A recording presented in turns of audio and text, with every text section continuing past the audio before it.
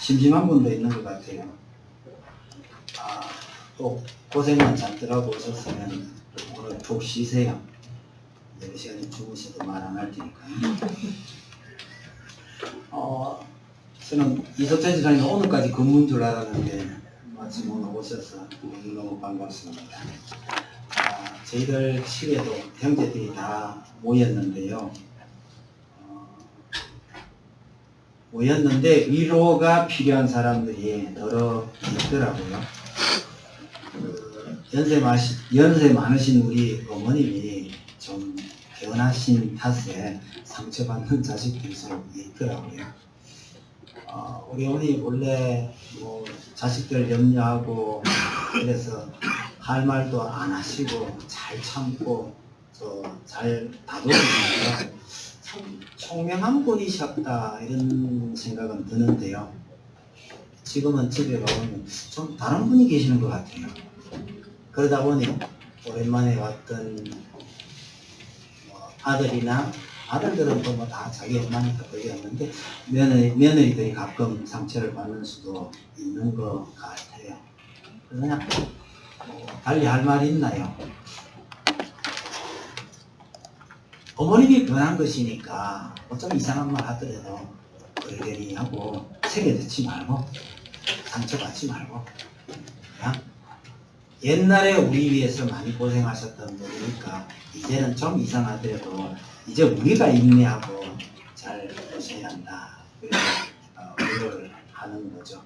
나이가 들면 참 변하는 게 맞구나 싶은 생각이 많이 듭니다. 그런데 어른들 모시고 있으면 참 쉬운 일 아니고요. 때로는 예전 같으면 전혀 상처를 주지 않던 분이 그렇게 상처를 주기도 합니다. 어쨌든 지난주에도 그런 말씀 드렸습니다만은 이런저런 아픔들이 참 많은 게 우리 인생입니다. 그러면 이런 문제가 생길 때마다 우리가 같은 신앙인의 길을 걸어가고 있는 우리는 기억해야 될 말씀이 어쩌면 오늘 이 제목 아닐까 그렇게 생각합니다. 제목은요, 사랑해요 함께 가요 이럽니다. 누가 그랬습니까? 그렇게 말한 사람이 없지만 오늘 본문에서 바울이 말하는 내용들을 요약을 해보니까 이런 말이겠다 그런 생각이 듭니다. 그러면 고린도전서 공부를 마칠 때쯤에 마치면서 사도 바울이 이런 당부를 했는데 이 당부를 가지고 설교를 한번 해야 되겠구나 그렇게 구상을 하고요. 그동안 머릿속에 넣고 끙끙거린 지가 꽤 됩니다. 지금 수요일 저녁 공부 시간 한번 보세요. 빌립보 들어갈 차이거든요. 고린도 전서를 마치고 고린도 후서, 갈라디아, 에베소, 그 다음에 빌립보잖아요. 그러니까 이게 고린도 전서 끝난 지가 제가 얼마나 됐나 싶어서 쭉 살펴봤더니 한 6개월 정도 된 겁니다. 그때 한번 해야지 했던 설교를 6개월이나 묵혀놨다가 이제야 꺼낸 셈입니다. 설명했던 작성이 그렇게 쉬운 건 아니에요. 해야 되겠구나 하는데도 정돈이 잘 안 되고 이게 잘 안 되면 시간이 좀 걸릴 때가 있는데 그랬네요. 그런 만큼 여러분 이 표현하는 기억해 줬으면 좋겠습니다. 사도 바울이 이 고린도 교회를 생각하면서 정말 내용을 탁 압축시켜서 고린도 교회 정말 하고 싶은 얘기, 사랑해요 함께 가요, 사랑합니다 함께 갑시다 이렇게 말하고 있는 듯 합니다. 고린도 교회는 사실은 정말 말썽꾸러기 같은 그런 교회였습니다. 문제가 참 많았어요. 교회 안에 분쟁이 있었습니다. 교회 안에 여러 파가 갈라져서 서로 싸웠습니다. 심지어 교회 안에 음행이 있었고요. 바울의 사도권을 부정합니다. 쉽게 말하면요, 담임 목사를 향해서 저 사람이 무슨 목사냐 이런 사람이 나왔다는 얘기입니다. 그렇게 갈라져서 싸웠을 뿐만 아니라 하다 안 되니까 성도들이 법정에다가 소송을 걸어갖고 성도들 간에 소송이 벌어지기도 하고요. 이 정도였으니까 교회가 어떻게 이럴 수가 있나 싶을 정도로 많은 문제가 있었던 교회입니다. 그 교회에 사도 바울이 편지를 써서 한 가지 해법을 제시합니다. 그 내용을 간략하게 요약을 한다면요, 우리는 하나라는 거예요. 한 몸이라는 거예요. 한 몸인데 서로 싸우면 어떻게 되느냐. 아무리 못난 형제가 있다 해도 한 몸이다, 한 지체다, 그걸 생각하면서 싸우지 말고 하나가 되라고 신신당부합니다. 예수 그리스도가 머리가 되시고 우리는 그의 팔다리요 몸의 부분이다. 그래서 하나 된 교회가 서로 지체끼리 서로 싸우지 말라, 그렇게 당부를 하는데, 이것이 아마 고린도전서의 핵심이라고 말해야 될 겁니다. 이런 내용을 쭉 설명하고 난 다음에 마지막에 끝내면서 부록처럼 몇 가지 당부를 하는데, 그 내용을 제가 요약한 게 사랑해요, 함께 가요 라고 말하는 것처럼 보인다는 뜻입니다. 저는 바울의 이런 가르침을 우리도 깊게 새겨서 이 땅에서 그렇게 아름다운 교회를 이루어 갔으면 하고 소망을 합니다. 바울이 이 고린도 교회를 향하여서 사랑합니다, 함께 갑시다, 이 함께 갑시다, 다른 말해서 함께 이렇게 살아갑시다, 이런 뜻입니다. 도대체 무엇을 함께 하고 있었는지를 한번 살펴보려고 합니다. 제일 처음에 1절에서 5절까지를 보시면요, 구제를 함께 하자, 이런 뜻입니다. 구제에 동참해달라, 그런 당부를 하는 거죠. 그럼 바울이 3차 전도 여행 때 교회들마다 헌금을 많이 해달라고 당부를 했습니다. 1절 한번 보세요. 성도를 위하는 연보에 관하여는 내가 갈라디아 교회들에게 명한 것 같이 너희도 그렇게 하라. 갈라디아 교회에 헌금을 하라고 내가 당부를 했는데 너희도 그렇게 해달라, 이렇게 부탁을 하는 겁니다. 바울이 3차 전도 여행 때 다니면서요, 갈라디아 지방에 있는 교회들, 그리고 마게도냐 지역에 있는 교회들, 아가야 지방에 있는 교회들에게 전부 그렇게 부탁을 했습니다. 이 고린도 교회가 사실은 아가야 지방에 있는 교회거든요. 갈라디아, 마게도니아, 아가야 이러면요, 그 당시에 사도 바울이 개척하고 다녔던 모든 교회들을 다 가리키는 말이라고 생각하면 됩니다. 아니, 거의 다 이방인 교회들이거든요. 그리고 교회가 세운 지 그렇게 오래 안 돼요. 그런 교회에 왜 헌금을 그렇게 다 부탁을 했느냐? 이유는 간단합니다. 예루살렘 교회가, 예루살렘에 있는 성도들이 정말 어려움에 처해 있으니 그 교회를 도와야겠다라고 생각하고 그 부탁을 한 거죠. 2절을 한번 보세요. 매주 첫날에 너희 각 사람이 수입에 따라 모아두어서, 이렇게 말하죠. 너희 각 사람이라고 말하는 것은 한 사람도 빠지지 말고 헌금하라는 뜻입니다. 야, 이거 강압처럼 보인다, 그런 생각이 좀 들죠. 수입에 따라라는 말에 주목해야 됩니다. 수입에 따라 형편대로 하라는 이야기입니다. 그러니까 액수가 많고 적은 거는 상관없다. 모두가 참여하되 자기 수입에 따라서 적절하게 헌금을 해달라는 얘기입니다. 그런데 그 뒷부분, 2절 뒷부분에 보세요. 내가 갈 때에 연보를 하지 않게 하라 라고 당부합니다. 우리말도 그렇지만 말이라는 게 있잖아요. 이게 툭 잘라내면 말이 이상할 때가 참 많습니다. 보면 그런 데가 몇 군데가 있어요. 내가 갈 때에 연보를 하지 말라. 그러니까 연보하지 말라. 그 앞에 뭐라고 그랬죠? 매주 첫날에 그렇게 해두라고 했죠. 그러니까 평소에 형편되는 대로 조금씩 헌금을 하고 내가 갈 때에 연보하는 일이 없도록 하라. 이 말은 우리 식으로 표현하면요, 내가 갔을 때 특별 연보하는 일이 없도록 하라, 이런 뜻입니다. 그러니까 이번에 예루살렘 교회를 돕시다 이래가지고 특별히 뭐 작정을 하든지 뭐 특별히 무리하게 헌금하든지 이런 거 하지 말고 평소에 그 수입을 얻는 대로 조금씩 그렇게 연구를 해 두십시오. 그렇게 당부하는 거죠. 여러분, 교회가 무슨 일을 하겠다고요? 금액을 지정해 놔놓고 이번에 목표가 얼마입니다. 이런 거나 아니면요. 어쨌든 많이 해야 복 받습니다. 이렇게 해서 헌금을 많이 하도록 하는 것과 비하면 사도 바울의 이 가르침은 전혀 다른 겁니다. 헌금이라는 것이 부담스러우면 안 하셔야 됩니다. 부담스러운데요. 아까운데도요. 다른 사람의 눈치나 하나님께서 뭐 이상하게 보실까 싶어서 억지로 하는 이런 헌금은 제대로 된 헌금이 절대로 아닙니다. 내 수입에 맞춰서 적절한 마음으로 감사한 마음으로 하는 것이 바른 헌금입니다. 혹시 말이죠. 어떤 교회든지 간에 전 재산을 바치라고 말하거든 이단인 줄 아십시오. 전 재산을 바쳐야 된다라고 가르치거든 이단인 줄로 아십시오. 그래서 과거에 우리나라에도요 전 재산을 다 헌납하고 들어가서 산 사람들이 제법 있어요. 그 중에서 제일 성공적이었던 것이 박태선 씨의 전도관. 천부교. 전도관. 천부교. 그 만든 그 지역을 뭐라고 했죠? 신앙촌.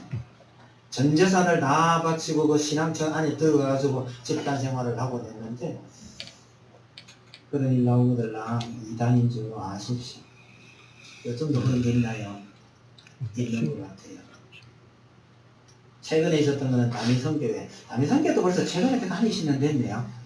전 재산 다 내고 이거 곧 예수님 오셔서 천국 갈 건데 이 갖고 있었으면 뭐하냐 이랬단 말이에요. 그것은 이단인 줄 아십시오. 왜요? 여러분 하나님께서 여러분들의 돈에 관심이 별로 없어요. 진짜 많이 가봅시다.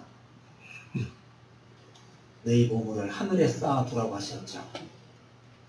하나님이 우리 돈에는 관심이 없는지 몰라도 보물에는 관심이 있는데요. 너희 보물을 하늘에 쌓아두라고 예수님께서 가르치셨는데 이건 하나님께서 우리 보물에 관심이 있는 거 아니에요?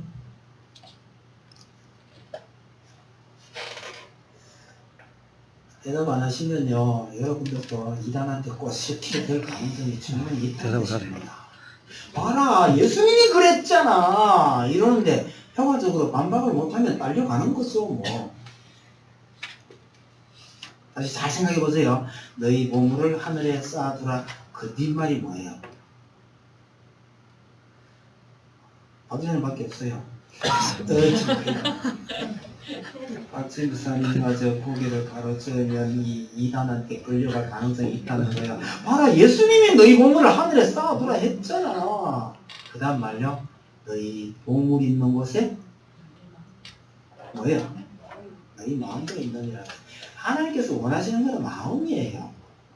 그 마음을 하늘에 쌓아두는 방법이 있다는 게 아니고 거기다가 보물을 보내는 그럼 가만히 생각해보세요. 돈 있는 곳에 마음이 가요. 그 교훈도 굳이 따지자면 하나님께서 원하시는 것이 우리의 보물이 아니고요. 우리의 마음이에요. 그랬기에 사도 바울은요. 헌금 많이 해라, 돈 많이 내놔라 이런 게 아니고요. 평소에 수입을 얻는 대로 교회 예배 매주 첫날에 가는 것은 예배 드리러 모일 때마다 조금씩 모아놓고 내가 갔을 때 특별히 뭐 그런 언급하려고 하지 않도록 하라 그렇게 당부합니다. 그렇게 모은 돈을 3절에 보셔요. 내가 이럴 때에 너희가 지정한 사람에게 편지를 주어 너희의 은혜를 예루살렘으로 가지고 가게 하리니 여기에 너희의 은혜를 가는 것은 여러분들이 간 헌금을 말하는 겁니다. 그 헌금을요 여러분들이 지정한 사람이 가지고 가게 하겠다는 거고 이 편지는 고린도 교회가 예루살렘으로 보내는 편지입니다.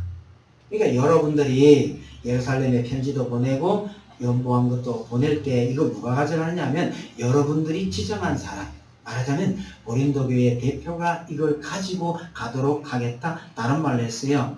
내가 가지고 가지는 않겠다라는 뜻입니다. 사도 바울이 헌금 관리나 이것까지는 안 하겠다는 뜻입니다. 그 그 정신을 본떠서 오늘날에도 교회의 재정은요, 웬만하면 목사가 관여하지 않는 것이 좋습니다. 그래서 집사를 세웠고 집사들 중심으로 헌금 관리를 하고 이러는 거죠. 안 믿는 사람들은요, 목사가 돈을 많이 버는 줄 알아요. 왜요? 교인들이 맨날 헌금하잖아. 그거 다 어디로 들어가요? 안 믿는 사람들 생각입니다. 의계 목사는 특별히 가난합니다. 왜? 여러분들이 누가 어떻게 헌금하고 있는지를 전혀 모릅니다. 가끔은 좀 알아야 되는 게 있긴 한데요. 지간이 그걸 안 가르쳐 주시는 바람에 실수할 때도 있기는 합니다.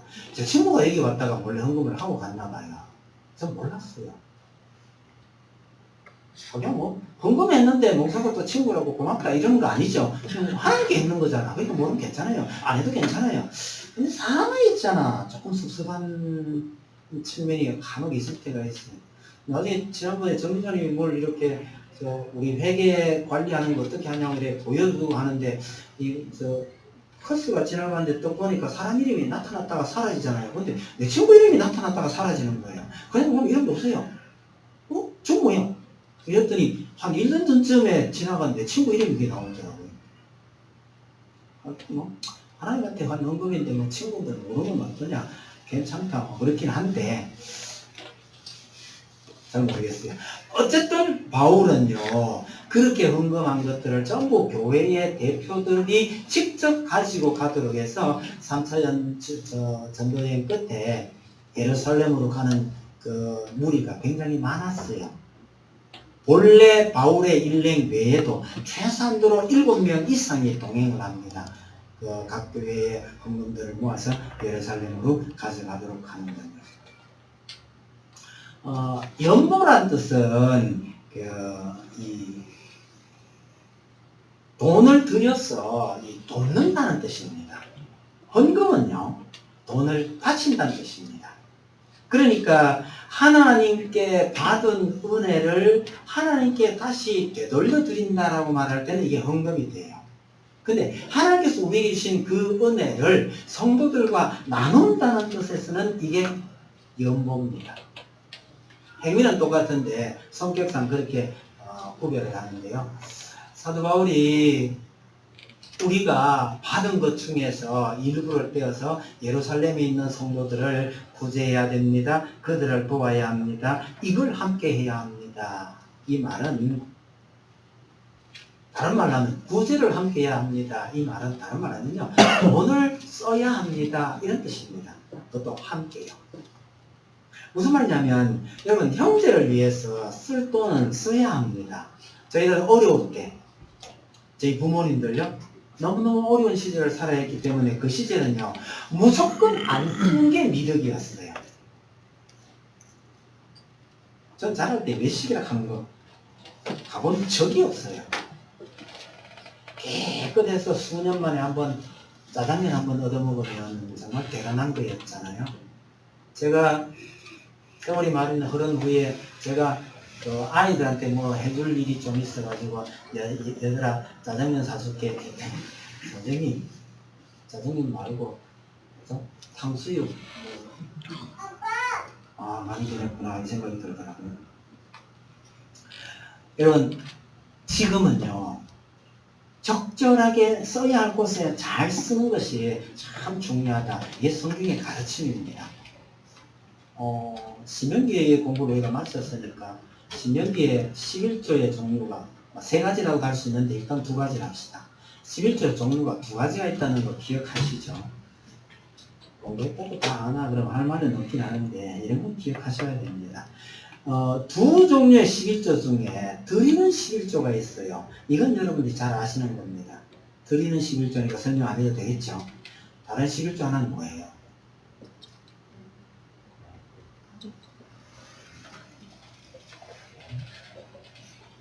하나는 드리는 11조. 하나는요?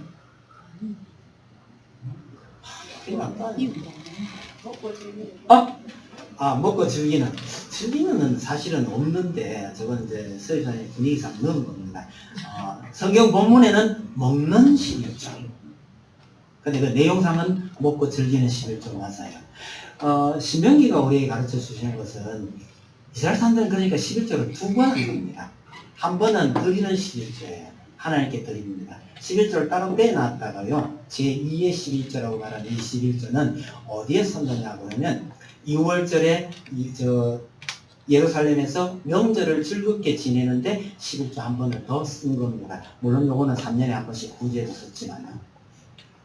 그러니까 이스라엘 사람들은 하나님을 섬기는 데 11조를 쓰고 가족과 더불어서 하나님 앞에 즐겁게 지내기 위해서 11조를 또 빼놓았습니다. 이 11조를 쓸 때 살 수 있는 품목, 내가 이런 거 사서 6월절을 즐겁게 지내라고 하는 품목 중에 기가 막히는 게 하나 있죠.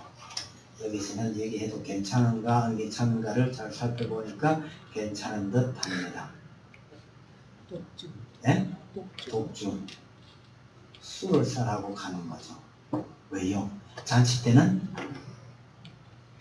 요새는 그렇게 표정이 밝고 잔치 때는 이게 이제 한 잔 들어가야 잘 모르겠는데 그래야 흥미나는 모양이죠. 잔치를 즐겁게 하기 위해서 11조를 가지고 사도 좋은 품목들이 쭉 나오는데 거기에 독주도 그래서 형님이 제일 좋아하시던 겁니다. 형님이 그러고 있어요.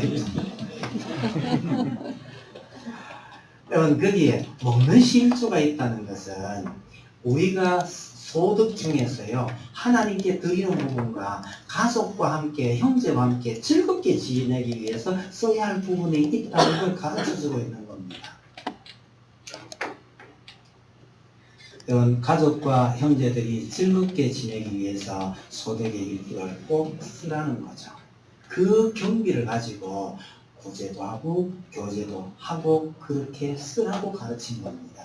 부디 우리 성도들은요 그렇게 구제와 교제에 넉넉하게 써도 될 만큼 하나님께서 재물에 복 주시기를 축복합니다. 다른 교회 같으면 교회가 터지도록 안 해요. 우리는 그런 일에 크게 관심이 없죠. 없는 척하는 건지도 모르겠는데 하여튼 그렇게 함께 부재와 함께 가는 거는요 돈의 일부를 떼내서 돈을 쓰라는 이야기입니다. 두 번째는요 시간을 함께 하자고 당부합니다. 5, 6절에서부터 쭉 한번 보세요. 내가 마게도냐를 지날 터이니 마게도냐를 지난 후에 너희에게 가서 곧 너희와 함께 머물며 겨울을 지낼 것도 하니 이는 너희가 내가 갈 곳으로 보내주게 하려 함이라. 어쨌든 이번 겨울을 여러분들이 가서 지내고 싶다라는 얘기를 하죠. 7절 보세요.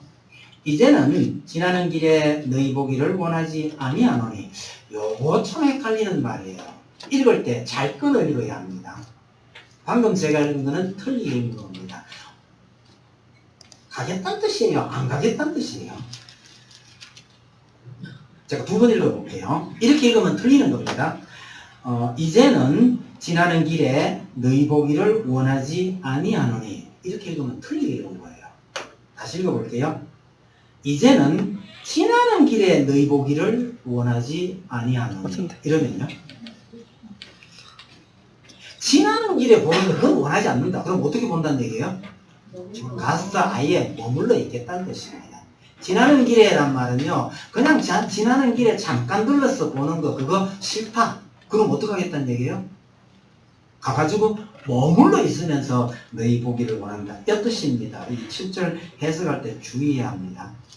그 다음을 보면 그게 분명해요. 만일 주께서 허락하시면 얼마 동안, 이 얼마 동안 하는 거는요 상당한 기간 동안이란 뜻입니다. 너희와 함께 머물기를 바랍니다. 실제로 사도 바울은 이후에 고린도 교회를 방문해서요 석 달을 머물러 있습니다. 그게 저기 사도행전에 보면 나와 있어요. 석 달을 머물러 있으면서 거기서 로마서를 기록을 하죠. 바울이 성도에게 머물러 있어서 이렇게 함께 오랫동안 지내기를 원했던 이런 예는 로마 교회에 보낸 편지에도 그런 게 있습니다. 내가 로마에 가서 여러분들과 함께 기쁨을 나눠 가진 후에, 이 말은 여러분들과 함께 한참 동안 교제를 한 후에 스바나로 여러분들이 보내주기를 바란다. 이 말은 시간을 함께 하면서 말씀과 교제를 나누는 것을 의미합니다. 여러분, 우리가 크고 넓은 교회, 좋은 교회 많이 있는데 이 조그마한 교회에 모인 것은 이유가 있습니다. 이유 없이 여러분들이 보잘것없는 교회에 와 있는 이유는 없잖아요. 다른 이유가 있기는 있지만 중요한 것은 시간을 함께 한다는 것은 우리의 관계를 더 단단히 한다는 의미가 있습니다. 유리나 플라스틱처럼요, 깨어지기 쉬운 그릇은 뭘 담아놓고 난 다음에 거기다가 비닐로 한 번 더 감아놓으면 더 단단해지죠. 여러분, 시간을 함께 하면서 때로는 잊을 수 없는 추억이 하나씩 쌓여가면 그 관계가 더 단단해집니다. 우리 교회는 커피가 참 어떻게 된지 모르겠네요. 나는 커피를 이렇게 열심히 마시고 함께 나누는 교회 처음 봤어요. 근데 수많은 커피에 대한 기억 중에 저는 제일 처음에 먹고 잠 못 이뤘던 기억이 있습니다. 밤새요, 잠 한숨 못 자고 뒤척거렸더니 새벽에 일어나서 우리 집사람이 했던 이야기의 걸작입니다. 여보, 무슨 고민이 있는지 말해라. 없다. 아니, 고민이 없는데 왜 밤새 잠을 못 자냐 이거예요. 당신이 우리 집 기둥인데 기둥이 흔들리면 어떻게 되냐. 무슨 고민인지 이야기해라. 아니, 없어. 출근했어요. 밤에 왜 그러냐. 꼼꼼히 생각을 해봤더니 그 전날 있잖아요. 교회 일을 하기 위해서 사람을 한 사람 붙들어야 되는데 사람을 만나러 갔던 겁니다. 함께 일하자. 그랬는데 그 집에서요, 제가 생판 처음 보는 이상한 커피를 내놨어요. 사람을 잡으러 갔는데 커피 내놨는데 그거 뭐 딴 이유가 뭐 있겠어요. 그냥 마셨죠. 그러고 사람 하나 잡았어요. 하나 구했어요. 옆 동네에 가 또 한 사람 만났어요. 근데 왜 똑같은 걸 내놓냐는 말이에요. 그날 저녁에 사람은 두 사람 잡았는데 똑같은 이상한 커피 두 잔을 마신 거예요. 이게요, 한숨도 못 자게 만든 거예요. 그게 커피 먹고 잠 못 자는 제 최초의 기억입니다. 그런데 그날부터 커피가 약품을 듣기 시작한 거예요. 꽤 오래된 기억입니다. 잊을 수 없는 기억이죠. 며칠 전에 우리 집사님 만나러 갔더만 집사님이요, 목사님 없는 수가 이거밖에 없는데 하고 내놨는데 이렇게 보니까 에너지 없냐? 바카스. 보기는 맞는데 내가 이거 마셔본 적은 없는데 오늘 카페인이 좀 세게 됐네요. 근데 뭐 그거밖에 없다는데 어떡하겠어요. 용감하게 한 번 다 마셨습니다. 커피보다 세대요. 커피보다 셉니다. 세상에 김호원 집사가 그걸 하루에 2병 마신대요. 내가 얼마나 놀래가 그 다음날 전화했습니다. 집사님 이거 계속 마셔서 큰일 나겠다. 아마 한 30년 전에 그 커피 사건이나 이 에너지 없는 아마 제가 평생 잊기 어려운 겁니다. 근데 시간을 함께 하다 보면 이런 기억들이요 쌓여들게 되고 이런 것이 사람의 관계를 참 단단하게 만들어 갑니다. 제가 집사 시절에 청년회 회장할 때 청년회 모여가지고요, 야 오늘 고스톱 한번 쳐볼까 이랬더니요, 세상에 믿음 제일 좋은 회장이 한번 해볼까 하는데 거기 별로 이익할 사람은 없어요. 그랬더니 반응이 세 갈래로 갈라집니다. 평소에는 고스톱 입 밖에도 안 내던 사람들인데요, 평소에 고스톱 열심히 치는 사람이 3분의 1, 진짜로 고스톱에 콧자도 모르는 사람 3분의 1. 이 교회 안에서 정말 고지식하게 살던 사람이에요. 3분의 1은요 눈치 봐가면서 뭐 할 수도 있고 안 할 수도 있고, 이 3분의 1 이게 쫙 갈라지더라고요. 하지는 안 했는데 한번 해보면 어떻겠냐 하고 말 꺼냈더니요, 반응이 샥 이렇게 갈라지는데 제가 잊지 못할 기억 중에 하나입니다. 아, 우리 교인들이 전혀 그런 거 안 하는 것 같아도 처갓집에 가든지 뭐 회사 친구들 만나면 하는 사람 여기도 한번 해볼까. 그러면 그게 큰 사건처럼 남는 겁니다. 그런데 그때 같이 한번 그런 일 했던 그분들은 있잖아요. 평생토록 그게 잊혀지지 않는 기억입니다. 그랬더니 거기서 들은 얘기가 뭐냐면 주일학교 우리 부장 선생님이 있잖아요. 사실은 집에서 선생님들과 한판 했대요. 그런데 딱 한판 하고 다시는 못했대요. 왜 하니까요? 부장 선생님이 어느 집안 선생님 집에서 했겠죠. 그 다음날 주일학교 설교하는데 부장 선생님 앞에 딱 나갔더니 저 아저씨 우리 집에 와서 코시업 치는 분이다. 그래 하나가 그랬다는 거죠. 그래서 이것도 함부로 해서 될 일이 아니구나. 그래서 성도들끼리 모여가지는 안 했더라 뭐 그런 얘기하는 겁니다. 시간을 함께 하면서 벌어진 해프닝이지만 이런 것들이 성도 간의 이 관계를 단단하게 묶어주는 역할을 합니다. 왜 성도들은요 친한 것 같은데도 겉도는 경우가 참 많아요. 왜 그러냐? 시간을 함께 하는 경우가 적기 때문입니다. 이런 언어를 배우는데도요 최소한의 그 언어에 노출되어야 할 시간이 필요하다고 말합니다. 뭐 한계치 그런 표현을 쓰는데요. 뭐 어떤 분은 3,800시간이라 하고 어떤 분은 4,000시간은 꼭 필요하다 그렇게 이야기하는데 근거가 뭔지 제가 잘 모르겠습니다만 어느 정도 근거는 있을 겁니다. 여러분 우리가 성도 간의 교제라는 것도 마찬가지예요. 최소한도로 필요한 시간이 채워지지 않으면 그 관계가 제대로 성립되지 않는다라는 사실을 기억해 두실 필요가 있습니다. 여러분 어릴 적 친구 있죠? 어릴 적 친구는 한마디로 시간을 많이 함께 쓴 친구입니다. 그래서 나이가 들어서 만나보면요 도무지 친구가 될 수 없을 정도로 이념이나 생각이나 사는 방식이 전혀 다를 수가 있는데도 불구하고 여전히 친구로 남아있습니다. 이유는 딱 하나입니다. 시간을 많이 함께 했기 때문에 끊기 어려운 관계가 된다는 거예요. 반대 경우 있어요. 저 유명한 기러기 아빠. 분명히 부모 자식 간이긴 한데 부부지간인데도요 이게 너무 많이 떨어져 있으면 시간 지나면요 그런 아이들한테 나중에 아빠 대접을 못 받을 가능성이 많습니다. 더 위험한 거 부부는 떨어져 있는 게 아닙니다.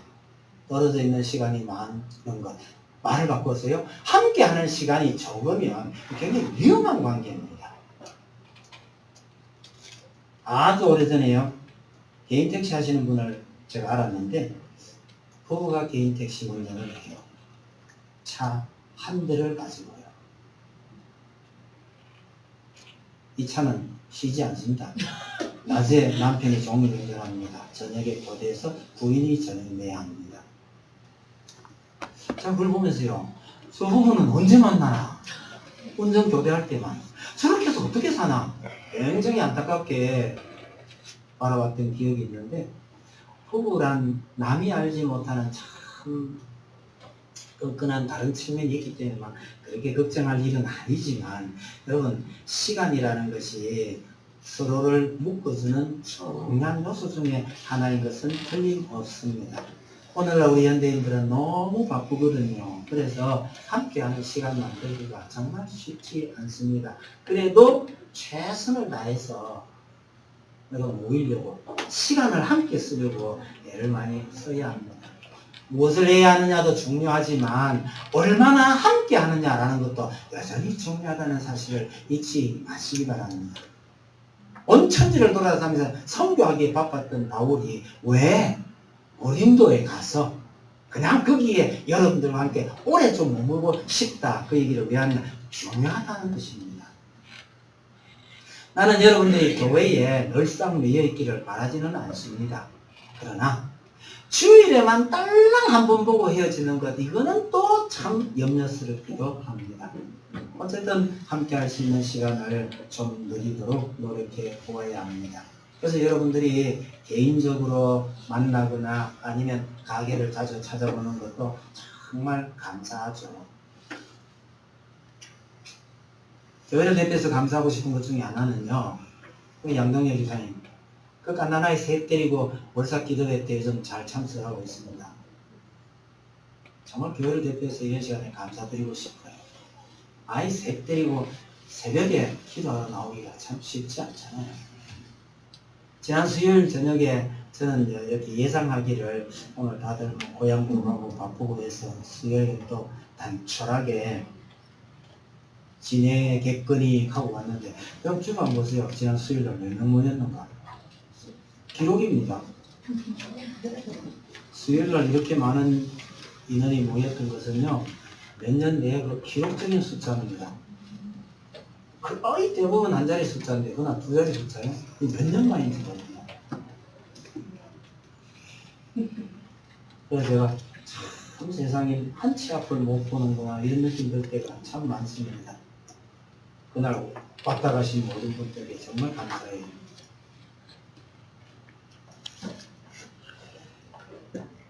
그나마 우리 교회는 동생 모임이 있어가지고 돈과 시간을 함께 할 수 있는 좋은 기회이기도 합니다. 좀 부담스러운 측면이 있기는 하지만 부담이 되지 않는 범위 내에서 잘 활용하실 수 있기를 바랍니다.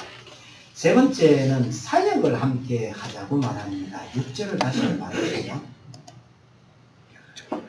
꼭 너희와 함께 머물며 겨울을 지낼 듯도 하니 이는 너희가 나를 그다음입니다. 내가 갈 곳으로 보내어 주게 하려 함이라. 이런 말을 쓰죠. 너희가 나를 보내주라는 겁니다. 아니 가고 싶으면 가는 거지. 굳이 너희가 나를 내가 가려고 하는 곳으로 보내달라. 이게 무슨 뜻이죠?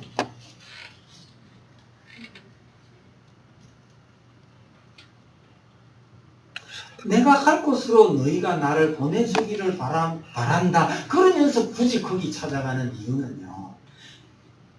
내가 선교 여행을 계속할 터인데 그 후원을 잘 해달라는 것입니다.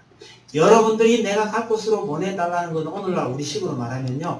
내가 지금 여러분들에게 갔다가 다시 선교 여행을 떠날 때 나를 파송해달라. 이런 뜻입니다. 선교 여행에 필요한 재반 재물이나 여러 가지들을 채워달라는 뜻이죠. 여러분 선교는 선교사 혼자 하는 게 아닙니다. 뒤에서 성도들이요 이렇게 저렇게 후원을 해줘서 함께 해야 가능한 일이죠. 현재 우리 교회 교단이 선교사를 후원하는 방식은요, 한 교회나 아니면 유력한 한 사람이 한 선교사를 책임지고 하는 방식은 이제 벗어났습니다. 그렇게 하지 말라는 거예요. 그리고 여러 교회가 조금씩 모아가지고 한 선교사를 후원하는. 왜냐면 교회 여력이 있으면요, 이 교회가 한 선교사를 확 미는 것보다가 여러 선교사를 조금씩 도우라는 거예요. 그래야 만약의 경우에 그 후원하던 사람이 무너져도 동시에 선교사가 동시에 같이 무너지는 일을 방비하기 위해서 그렇게 합니다.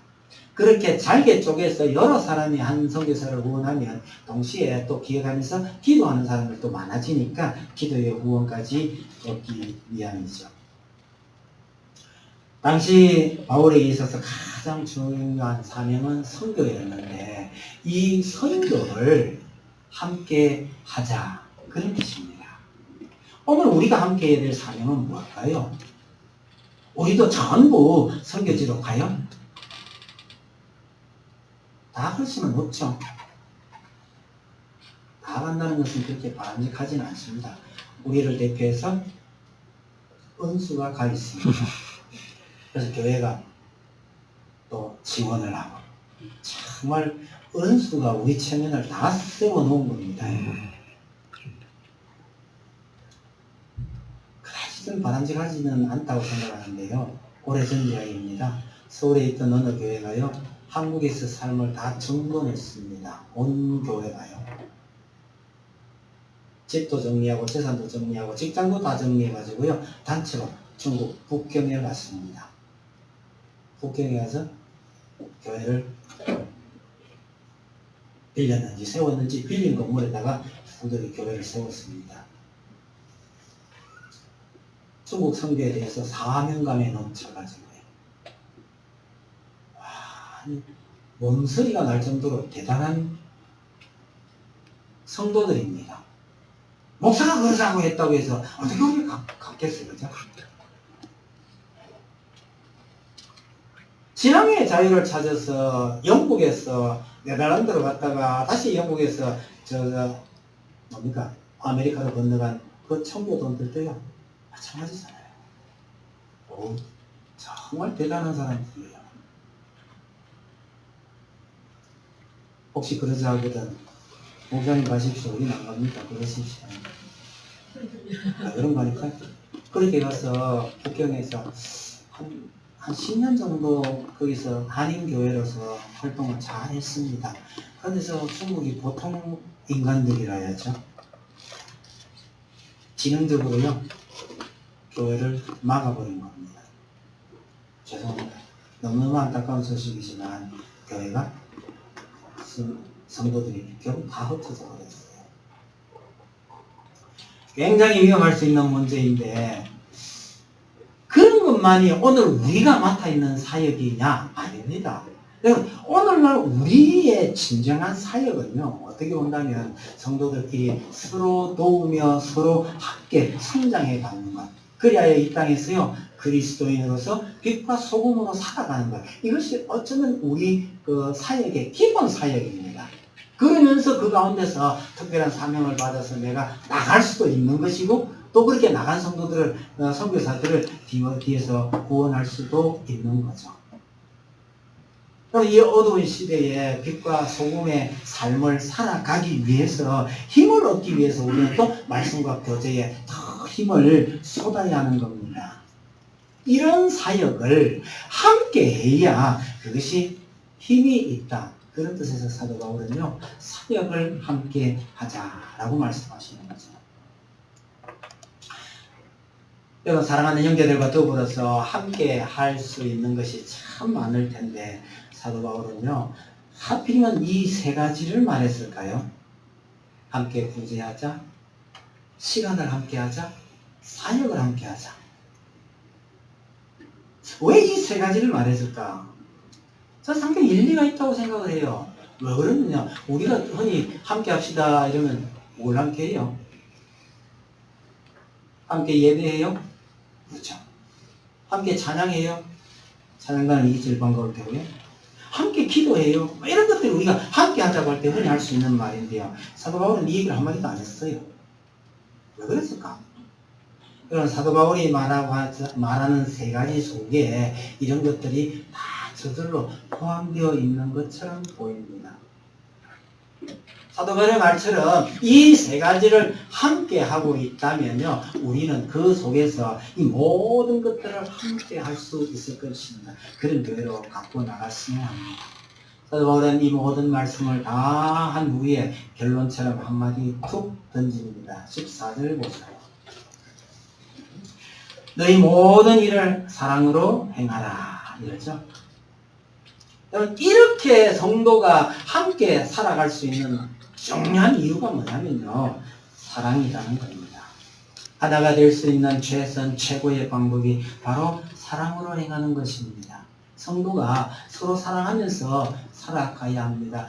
여기에 대해서는요, 저도 할 얘기가 정말 많지만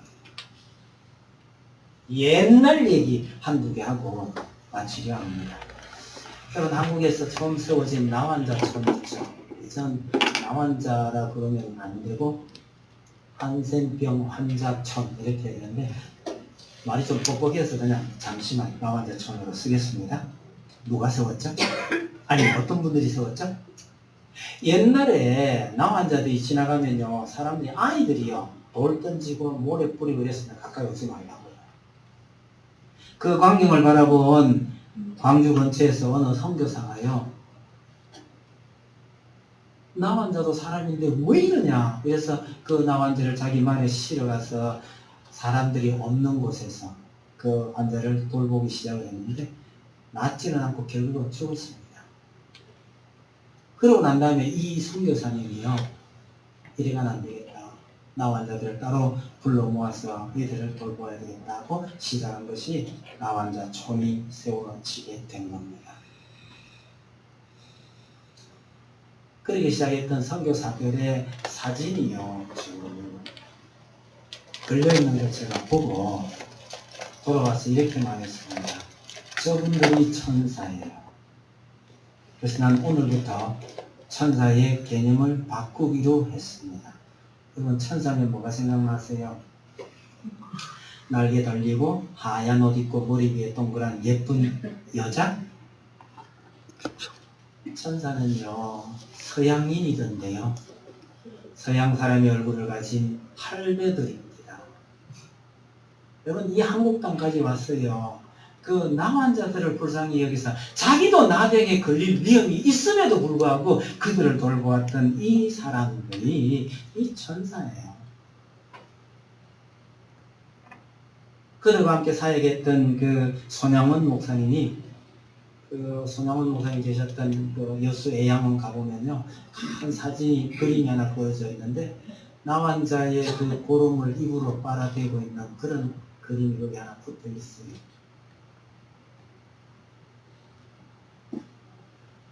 여러분 사랑한다는 것은요 경우에 따라서 이런 위험을 감수하고 때로는 손해를 볼 각오를 하는 것이 그게 사랑입니다.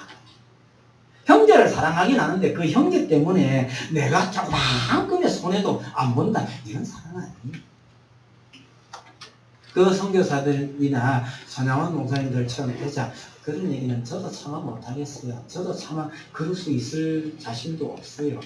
그러나 사랑한다는 것은 적어도 어느 정도의 희생과 손해를 감수하는 거다. 그만 말씀드리고 싶어요. 저희 집에는 결혼식 사진이 없습니다. 결혼은 분명히 했습니다. 근데 사진은 없어요. 결혼할 때 그 고향교회에서 결혼을 하게 됐는데요. 결혼식 사진을 누구에게 부탁을 할까요? 문제가 하나 생긴 거예요. 우리 교회에 사진사가 한 분 계셨거든요. 우리 아버지의 친구분이십니다. 그리고 내 친구의 아버지이기도 합니다. 이분이 오랫동안 주변에 있는 학교들의 앨범을 많이 만드신 분이거든요. 그러니까 전문 사진업자예요. 근데 제가 결혼할 즈음에는요. 학교 앨범 같은 거는 다 손을 뗐습니다. 왜 그런가 하니까 이분이 연세가 많아지니까 사진에 정확한 초점을 못 잡는 거예요. 그러니까 사진이 초점이 안 맞아서 거기에 태지는 경우가 너무 많아서 앨범은 다 손 놨는데 그래도 여전히 주일마다 카메라 들고 교회 오시거든요. 우리 결혼식을 여기서 하는데 사진 잘 찍는 다른 사진사를 불러오면 이분이 얼마나 섭섭해야 할까. 자, 잘하면 결혼식 사진을 날리는 하면서도 그 집사님한테 사진 찍어주세요 하는 게 맞지 않을까. 제가 저 사람한테 이야기했습니다. 결혼식 사진을 포기하더라도 이 관계를 다치는 것은 옳지가 않다. 그냥 부탁하자. 대신에 만약을 대비해서 거기 다른 친구한테 야, 그 옆에서 네가 사진 좀 개인 카메라 가지고 좀 찍어놔라. 그 당시에는 틱톡하는 것도 그렇게 흔치 않던 시절입니다. 그래 부탁을 했는데 결론은요. 사진이 실패로 끝났습니다. 본인은 잘 나왔다 하고 가져왔는데 보니까 사진을 쓰기는 좀 불편. 결과적으로 저희 집은 결혼 사진은 없습니다. 미안합니다. 제 이야기를 했어요. 여러분, 한 교회 성도로서 살아간다는 것은 때로는 어느 정도의 손해볼 각오를 하는 것이 이게 형제를 형제로 여기는 것 아닐까. 뭐 사진 한 장 정도 뿐이잖아요. 그렇지 않습니다. 우리가 함께 성도로 지내다 보면요. 그보다 더 중대한 포기해야 될 것이 생길 때가 참 많이 있을 수 있습니다. 그럴 정도로 우리의 사랑이 성도 간의 교제가 더 깊어지기를 바랍니다. 사도 바울이요 고린도 교회 그 말씀 많은 고린도 교회를 향해서 정말 진심으로 우리는 하나잖아. 교회가 이럴 수는 없잖아. 그 많은 이야기를 하고 난 다음에 참 뜨거운 마음으로 한마디 던진 것 같아요. 사랑합시다. 함께 갑시다. 사도 바울의 이 마음을 기억하면서 제가 이 설교는 꼭 한번 해야 되겠다. 그렇게 본문하고 제목을 붙여놓고 왜 6개월을 헤맸을까요?